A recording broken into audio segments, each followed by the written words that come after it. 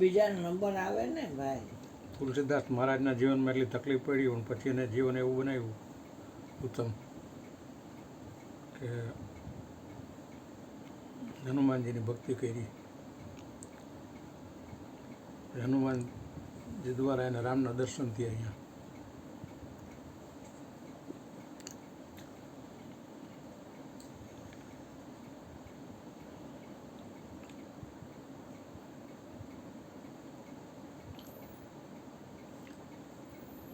હનુમાન હાજર રહે હંમેશા જેના વાસમાં, ભગવાન પણ પેરો ભરે એ સાધુના સવાસમાં. એટલે એટલું જીવન ઉજ્જવળ બનાવ્યું કે ભગવાનને ખુદને તકેદારી રાખવી પડી કે ચોર લોકો ચોરી કરવા આવ્યા હતા પણ 24 કલાક સિક્યુરિટી એટલી બધી સજ્જડ હતી. ઓલા લોકોને જીવા તમે શું પગાર આપો છો આને?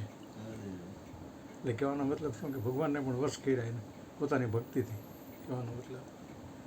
અને મોટામાં મોટું એક રામાયણ એને આખા સમાજને આપ્યું અને સમાજમાં સંસ્કારોનું વિશ્વ આખાને આપ્યું. વિશ્વ આખાને સંસ્કાર આવ્યા. એટલે બોલો સદગુરુ મહારાજની જય. હા ભાઈ રસિકભાઈ બોલો, તમને મોજ આવે જે ગમે એ બોલો.